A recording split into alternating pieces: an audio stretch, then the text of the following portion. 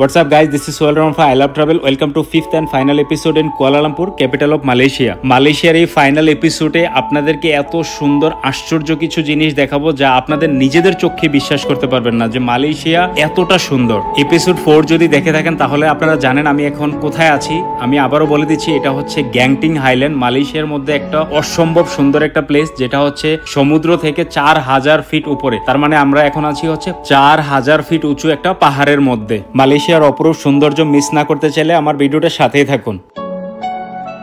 Sky ভিনিওর এখানে নামার পরে এটা দেখি একটা শপিং মল, এদিকে তো কেবল কার, যেটাতে পরে যখন রিটার্ন যাব তখন এদিকটার দরকার। আগে এদিকটা ঘুরে দেখি আর কি কি আছে এইখানে। ফার্স্ট ওয়ার্ল্ড কমপ্লেক্স, এটা আবার কি ground complex, arena of stars.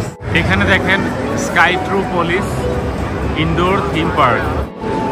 এই যে এটার ভিতরে একটা পার্ক দেখেন, বিভিন্ন কার্নিভাল, এই যে নাগরদোলা, কি সুন্দর লাইটিংস করা। তারপরে আরো আছে এই যে এখানে ক্যান্ডির মতো, সামনে আছে আরো, তারপরে কোনো ট্রেন বা ট্রাম্পের মতো এখানে একটা ইয়ে দেখলাম। এই যে আরেকটা দেখেন, উপরে নিচে নামতেছে এত স্পিডে, আস্তে আস্তে আসতেছে খালি। এরকম এখানে অনেক টয়েস শপও আছে, বেলুন পপ করার ইয়েও আছে। এই যে টিকিট কাউন্টার, টিকিট কেটে তারপরে সব অ্যাক্টিভিটিস অংশগ্রহণ করতে হবে। দেখেন একটা ক্রেজি,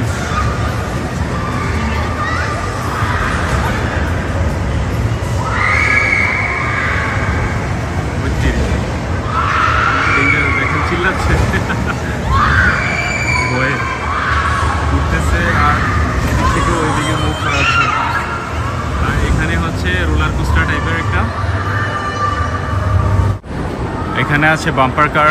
আর এটাতে দেখেন একটা আইফেল টাওয়ারের মতো বানিয়ে রেখেছে, এখানে নাম দিছে লুপ। আর এই যে রোলার কোস্টার দিয়ে পাল্টিয়ে কীভাবে নিয়ে আসছে, এই যে দেখেন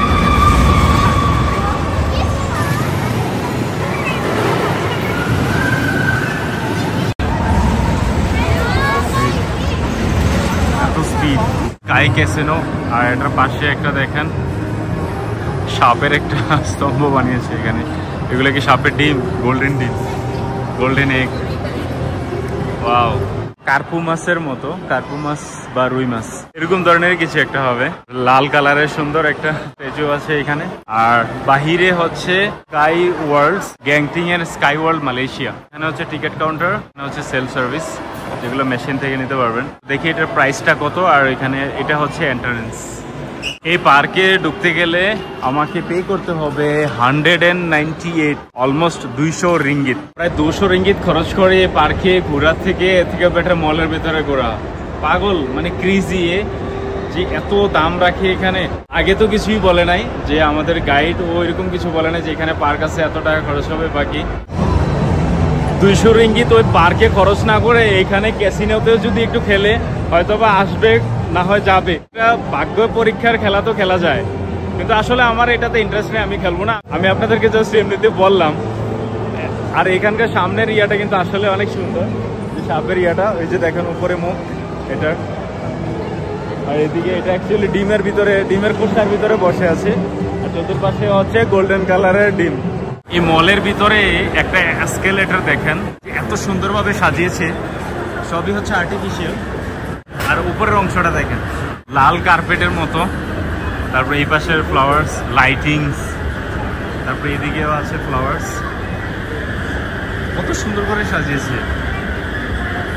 স্পেশালিটিটা কি সেটা দেখতে হবে, যে এই জায়গাটা স্পেশালি এত সুন্দর করে সাজানোর কারণটা কি। সিঁড়ি থেকে নামলে হয়তো বুঝতে পারবো। ক্রোকফোর্টস ক্লাব আছে এখানে, এই যে ক্লাবের জন্য হয়তো সাজিয়েছে এই জায়গাটা। এই যে এখানেও দেখেন এগুলা মালয়েশিয়ান ল্যাঙ্গুয়েজে। ওয়াও, সবই আর্টিফিশিয়াল বাট দেখতে অনেক গর্জিয়াস লাগতেছে, মনে হচ্ছে যেন ন্যাচারাল। কি সুন্দর রেড কার্পেট এন্ট্রি। এখানে কিছু খাবারের শপস আছে। বেকন হালাল, নট হালাল, এগুলো হালাল না, সো তার মানে হচ্ছে চাইনিজদের খাবার। আসলে কিন্তু ভেরি ভেরি ভেরি বিউটিফুল, খুব সুন্দরভাবে সাজিয়েছে। জানি না কে ঢুকতে পারে, ক্লাবের মেম্বাররা শুধু নাকি সবাই ঢুকতে পারে। আমি তো ঢুকে গেছি। Forbes resort world guarantee. ফোর্বসের বিভিন্ন অ্যাওয়ার্ডের কথা লেখা আছে। এই যে এদিকটাতে একটা গেট, মানে যেদিক দিয়ে এন্ট্রান্স ওইদিকে এরকম ধরনের সুন্দর করে গর্জিয়াস করে। তারপরে এই যে লাইটস দেখেন, চাইনিজের স্টাইলেই বানানো। চায়নারা ছাড়া এগুলো এত সুন্দর করে আর কে করতে পারবে। ফোর্বসের এই যে ট্রাভেল গাইডের ফাইনেস্ট যে রিপোর্টটা, এটাতে 2019 সাল থেকে 2025 সাল পর্যন্ত Crockford at resort and world guarantee যেটা, এটাকেই সার্টিফাইড করা হয়েছে যে তারাই হচ্ছে ফাইনেস্ট, মানে বেস্ট প্রপার্টির স্বত্বাধিকারী। আর ভিতরে যেতে পারে নাই, তারপরে হচ্ছে শুধু যারা মেম্বার আছে, ক্রুকফোর্ড ক্লাবের মেম্বার যারা আছে তারাই শুধু ঢুকতে পারে, বাকিদের জন্য না। বাট ফ্রিতে ঘুরে আসলাম। এটা হচ্ছে লিস্ট এই মলের, কোন ফ্লোরে কোন জিনিসটা আছে। আর আমরা একেবারে উপরের ফ্লোরে, এই যে দেখেন লেভেল 4। আমি মল থেকে মাত্র বেরিয়ে আসলাম, বেরিয়ে এসে এইখানে দেখেন যে হাইল্যান্ড হোটেল আছে। এটার সামনের একটা ভিউ দেখেন, একেবারে মেঘের রাজ্যে পৌঁছে গেলাম। এই যে ক্লাউডটা দেখতে পাচ্ছেন, এটাই হচ্ছে মেঘ। আর এদিকে হচ্ছে দেখেন কালারফুল অনেকগুলা বিল্ডিংস। সো এগুলো ডেফিনেটলি হোটেলই হবে। আর এই জায়গাগুলোতে আপনার অনেক ধরনের 5 স্টার হোটেলও আছে। বাট অ্যাকচুয়ালি আমি নিচের ভিউটা দেখাতে পারতেছি না, কারণ এখানে কোনো অপশন দেখতেছি না, কোনো প্লেস দেখতেছি না যে নিচের ভিউটা বা এই যে পাহাড়, আমরা যে প্লেসটাতে আছি নিচের অংশটা দেখা যায়। ক্লাউডি দেখা যাচ্ছে, মনে হচ্ছে না যে নিচের অংশটা দেখাতে পারব। হোটেলটার একটা কর্নারে আসছি, এখান থেকে কিছুটা দেখা যাচ্ছে ভিউ, বাট ক্লাউডের কারণে নিচের অংশটা ক্লিয়ারলি দেখা যাচ্ছে না। আমরা আছি এখন সি লেভেল থেকে 4000 ফিট উপরে। এই যে আশেপাশে এগুলো হচ্ছে অনেক কালারফুল বিল্ডিংস। Granting highland. এই মলটার ভিতরে আছে মালয়েশিয়ান ফুড স্ট্রিট, হিউজ একটা এরিয়া। এখানে যে কত রেস্টুরেন্ট আছে এই মলটার ভিতরে, এই যে দেখেন কত প্রকারের রেস্টুরেন্ট যে আছে হিউজ এরিয়া নিয়ে। কেবল কার থেকে নেমে বাম দিকে হাঁটা শুরু করলে শুধু রেস্টুরেন্ট আর রেস্টুরেন্ট দেখতে পাবেন। এই যে এখানে, ওইখানে, তারপরে এভাবে অনেক দূর পর্যন্ত। মনে হচ্ছে যে 6 উপরে রেস্টুরেন্ট হবে শুধু একটা ফ্লোরের মধ্যে, এবং কি কেবল কারের বাম পাশে। এদিকটাতে হচ্ছে চাইনিজ, এটাও হিউজ। এই পাশটা দিয়ে পুরাটা, এই পাশটা দিয়েও পুরাটা, একেবারে লাস্ট পর্যন্ত।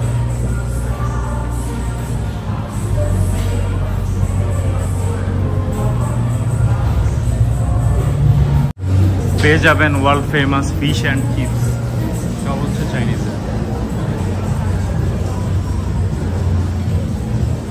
এই যে আরো রয়ে গেছে এদিকে দেখেন খাবারের সিস্টেম দেখেন।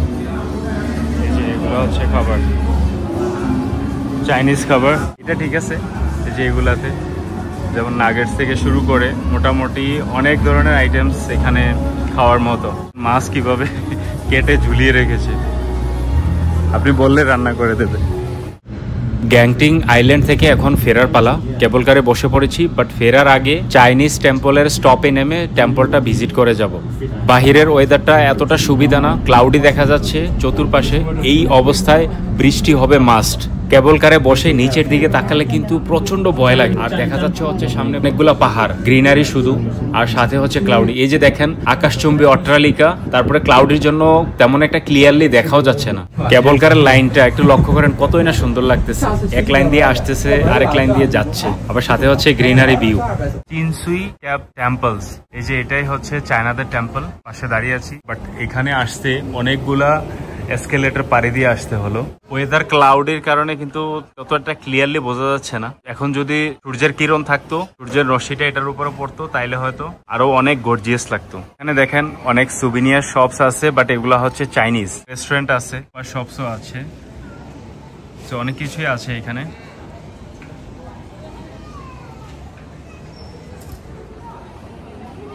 এক পাশে হচ্ছে টেম্পল, আর এক পাশে হচ্ছে এখানে ঘোরাঘুরির জায়গা। এখানে একটা সুন্দর একটা চাইনিজ স্টাইলের ঘর বানানো আছে। আর এই পাশে যে আরেকটা মূর্তি আছে এখানে, এখানে একটা স্ট্যাচু বানানো আছে, চাইনিজে অনেক কিছু লেখা আছে এখানে। উপরে উঠে ফটো সেশনের অনেক জায়গা আছে।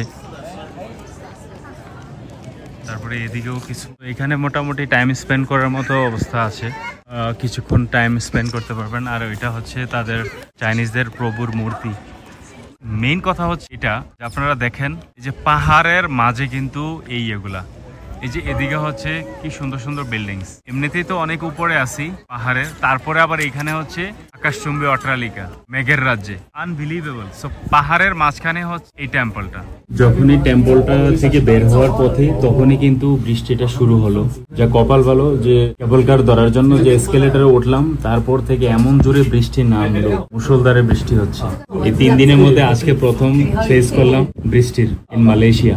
এত বৃষ্টি হচ্ছে বাইরে বলার মতো না, একেবারে মুষলধারে বৃষ্টি হচ্ছে। যেখান থেকে কেবল কারে উঠেছিলাম এবং নেমেছি ওইটাও একটা মল, একেবারে টপ ফ্লোরে হচ্ছে কেবল কারটা, আর বাকি গ্রাউন্ড ফ্লোরে শুধু হচ্ছে পিক অ্যান্ড ড্রপ বাস স্টেশনের ওইখানে টিকিট কাউন্টার আছে, আর বাকিগুলোতে হচ্ছে মল, আপনার বিভিন্ন ধরনের আউটলেট শপ। তারপরে পাশে আমি যেখানে এখন বসে আছি এটা হচ্ছে একেবারে পাশে, ওই বিল্ডিং থেকে এই বিল্ডিং এ এভাবে আসা যায় উপর দিয়ে। এখানে একটা প্রিমিয়াম, এটাকে বলে প্রিমিয়াম আউটলেট। এখানে একটা ফুড কোর্ট আছে, এই ফুড কোর্টে আমি বসাই। এই যে দেখেন অনেকগুলা এখানে ফুড কোর্টের এখানে খাবার আউটলেট আছে। সো আমি এখানে আসছি হচ্ছে মেরি ব্রাউন। আজকে যেহেতু আমার শেষ দিন ইন মালয়েশিয়া, সো চিন্তা করলাম যে তাদের যে ন্যাশনাল ফুড এটা আমার ট্রাই করা দরকার। সো তাদের যে ন্যাশনাল ফুড এটা হচ্ছে নাসি লেমাক, একটা রাইসের আইটেম, বাট নাসি লেমাক আর নাসি কান্দার এই দুইটা মোটামুটি সিমিলার আছে। নাসি লিমাকের মধ্যে হচ্ছে সাম্বার দেয়, যেটা হচ্ছে সাউথ ইন্ডিয়ানরা ইডলি দোসার সাথে খায়। তো সাম্বার দিয়ে রাইস খাওয়াটা আমার দ্বারা সম্ভব না, এই জন্য নাসি কান্দার আমি চয়েস করলাম। কারণ হচ্ছে এটার মধ্যে সাম্বার দেয় না, এখানে হচ্ছে মুরগির মাংসের একটু ঝোল দেয়। আপনারা একটু দেখেন, এটা হচ্ছে নাসি কান্দার। তো এই যে ক্রিস্পি চিকেন একটা, তারপরে এখানে হচ্ছে মুরগির মাংসের মানে চিকেনের ঝোল, আর এটা হচ্ছে আপনার চিপস ক্রিস্পি, আর এখানে একটা বয়েলড এগ, এটার কাইটা 2 ভাগ করে দিচ্ছে, আর এখানে হচ্ছে শসার স্লাইস 2 পিস। That's it. খেয়ে দেখি টেস্ট কেমন। বাংলাদেশি খাবারের মতোই, তেমন একটা ডিফারেন্স নাই। সো খাবারটা খেলে হয়তো বলতে পারবো যে আসলে টেস্ট কি বাংলাদেশের মতোই নাকি পার্থক্য আছে।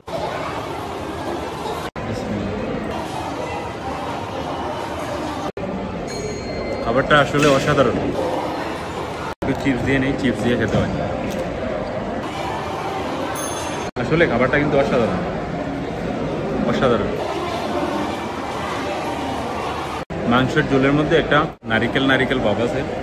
আসলে এটা হয়েছে কি যে স্টিম যে রাইসটা, এটার মধ্যে তারা নারিকেল মিল্ক দেয়, কোকোনাট মিল্ক, সেটা দিয়ে তারা আরও একটু টেস্টি করে। টেস্টটা কিন্তু আসলে আনবিটেবল। আর এটার প্রাইস পড়েছে হচ্ছে 23 রিঙ্গিট, 23 রিঙ্গিট। আর এটার সাথে ড্রিঙ্কসও আছে। আমি ড্রিঙ্কস নিয়েছি ফান্টা, বাট ফান্টার মধ্যে 2টা ছিল ফ্লেভার, একটা হচ্ছে গ্র্যাপ আর একটা হচ্ছে স্ট্রবেরি। আমি নিয়েছি হচ্ছে স্ট্রবেরি। ফার্স্ট টাইম আমি স্ট্রবেরি ফ্লেভারের ফান্টা খাচ্ছি। এবার দেখি ক্রিস্পি চিকেনটা দিয়ে রাইসের টেস্টটা কেমন। ক্রিস্পি চিকেন দেওয়ার পরে তেমন একটা ডিফারেন্স কোনো টেস্ট পাচ্ছি না। সেম মাংসের ঝোলটা দিয়ে, মুরগির ঝোলটা দিয়ে যেরকম ধরনের টেস্ট পাচ্ছিলাম ওরকমই লাগতেছে। এটা তো মুরগি, ঝোলটাও মুরগির, এটা হচ্ছে শুধু ক্রিস্পি, দ্যাটস ইট। স্ট্রবেরি ফ্লেভারের ফান্টা খাওয়া কমই, কারণ এটার টেস্ট হচ্ছে আমাদের আগে আমরা যে কাশের সিরাপ যে খেতাম কফ টফ হইলে এই কাশের সিরাপের মতো স্ট্রবেরি ফ্লেভারের টেস্ট। ফান্টার যে অরিজিনাল টেস্টটা যেটা হচ্ছে অরেঞ্জি, ওইটা হচ্ছে বেস্ট। ওইটার মতো আর কোনো কিছু হয় না, ফান্টা বা মেরিন্ডা দুটোটা টেস্টই মোটামুটি similar. Bus is here now, going back to city Kuala Lumpur. ফিরে আসলাম কুয়ালালামপুর সিটিতে। এখন আছি বিরজায়া টাইমস স্কোয়ার মলের সামনে, যেখান থেকে করেছিল সেম জায়গাতে ড্রপ অফ করেছে। এখন যাব হচ্ছে হোটেল রুমে, গিয়ে প্যাকিং করে চেক আউট নেবো। প্যাকিং শেষ, রেডি টু চেক আউট। এই যে লাগেজ টাগেজ সব রেডি হয়ে গেছে, এখন চেক আউট করে বের হয়ে পড়বো এয়ারপোর্টের উদ্দেশ্যে। এয়ারপোর্টে যাওয়ার চেষ্টা করতেছি আমি এক্সপ্রেস ট্রেনে করে, তো দেখি কতটুকু কি করতে পারি। আমার বাসা থেকে প্রথমে যেতে হবে কেএল সেন্ট্রালে, কেএল সেন্ট্রাল থেকে তারপর ওইখানে নাকি ট্রেন পাওয়া যায় ডাইরেক্ট এয়ারপোর্টের, কুয়ালালামপুর এয়ারপোর্টে। So let's see. আপনাদের সাথে আরেকটা জিনিস শেয়ার না করলে না, আমার যে হোটেল রুমটা ভালো ছিল, বাট 3 দিন হয়ে গেল আজ পর্যন্ত কেউ এখানে সার্ভিসের জন্য আসে নাই। আমিও ডাকি নাই, দেখলাম কিন্তু তারাও আসে নাই। তারপরে এখানে ওয়াটার বোতল দেয় নাই, যে কমপ্লিমেন্টারি সব হোটেলে থাকে। ব্রাশ, টুথপেস্ট এগুলা কিছুই ছিল না। রুমের ভিতরে যে কাপড়ের যে স্যান্ডেল গুলা থাকে হোয়াইট কালারের, ওইগুলোও ছিল না। সিঙ্গাপুর টু কুয়ালালামপুরের যে ট্রাভেল ভিডিওটা করেছি ওইটার মধ্যে পুরো ডিটেলসটা আপনাদেরকে সব দেখাইছি। তো এই জিনিসগুলো হচ্ছে আমার এই হোটেলে ছিল না। পৌঁছে গেলাম KL সেন্ট্রালে। এখানে আসতে আমার খরচ হয়েছে 3.8 রিঙ্গিত। এখন নেব হচ্ছে KLIA এক্সপ্রেসের টিকিট। KLIA হচ্ছে কুয়ালালামপুর ইন্টারন্যাশনাল এয়ারপোর্ট। টিকিটটা আপনাকে এরকম মেশিন থেকে সেলফ সার্ভিস নিতে হবে। এখানে ক্যাশের কোনো সিস্টেম নাই, কার্ডে পে করতে হবে। বাই টিকিট KLIA 1, তারপরে হচ্ছে প্রসিড, তারপরে এখানে credit and debit card. Just এখানে কার্ড লাগাবেন আর টিকিট এদিক দিয়ে বের হয়ে আসবে। টিকিটের প্রাইস হচ্ছে 55 রিঙ্গিত। একটু দেখে নেন ক্লিয়ারলি, 55 রিঙ্গিত। এই যে টিকিট নিয়ে নিলাম KLIA এক্সপ্রেস, তারপরে হচ্ছে 55 রিঙ্গিত, পে বাই কার্ড। এ হচ্ছে কুয়ালালামপুর ইন্টারন্যাশনাল এয়ারপোর্টের ট্রেন, যেটা করে আমি যাব এখন এয়ারপোর্টের উদ্দেশ্যে। সেই ট্রেনের ভিতরের অবস্থা অনেক সুন্দর, কিন্তু 55 রিঙ্গিত নিয়েছে, কিন্তু দেখতে কিন্তু আসলে অনেক সুন্দর। তো পয়সা উঠছিল হবে আর কি। তো এখান থেকে যেতে হয়তো 30-40 মিনিটের মতো লাগে। এমনিতে দূরত্ব হচ্ছে প্রায় গাড়ি দিয়ে গেলেও 1 ঘন্টার উপরে লাগে, বাট ট্রেন তো এটার স্পিড আলাদা থাকে। পৌঁছে গেলাম KLIA, অনলি জাস্ট 30 মিনিট লেগেছে। মনে করেছিলাম যে হয়তো 40 মিনিটের মতো লাগবে, বাট আর এটা হচ্ছে ফার্স্ট স্টপ, তারপরে হচ্ছে টার্মিনাল 2 এ যাবে। আমি এখন নামছি হচ্ছে টার্মিনাল 1। দুইটা স্টপই, দ্যাটস ইট গাইজ। এখন শুধু বিমানে ওঠার পালা। ইমিগ্রেশন চেকিং সবকিছু কমপ্লিট। এখন চলে আসছি একেবারে বিমানের গেটের ফাইনাল যে সিকিউরিটি চেকিং হয় ওইটা হওয়ার পরে তারপরে বিমানে উঠবো। তো এখানে শেষ করতে হচ্ছে আমার মালয়েশিয়ার পর্ব। আই হোপ আপনাদের কাছে ভালো লেগেছে আমার ভিডিওগুলো। আমার কাছে অনেক ভালো লেগেছে এই দেশটা। তো দেখা হবে অন্য কোনো প্লেসে। এখন পর্যন্ত কোথাও ডিসাইড করে নেই যে কোথাও যাবো আবার নতুন করে, হয়তো দুবাইতে, আর না হয় ভিয়েতনামের জন্য ভিসা অ্যাপ্লাই করে রাখছি। বাংলাদেশি পাসপোর্টের দাঁড়ি হওয়ার জন্য ভিসা এখনো হোল্ডে আছে। যাই হোক, দেখা হবে ইনশাল্লাহ নতুন কোনো প্লেসে। ভালো থাকবেন ততক্ষণ পর্যন্ত। আর আমার চ্যানেলটা সাবস্ক্রাইব করতে বলবেন না, বন্ধুদের সাথে শেয়ার করতে বলবেন না, কমেন্টসের মাধ্যমে জানাবেন আমার ভিডিও কেমন হচ্ছে, লাইক দিতে বলবেন না। আল্লাহ হাফেজ।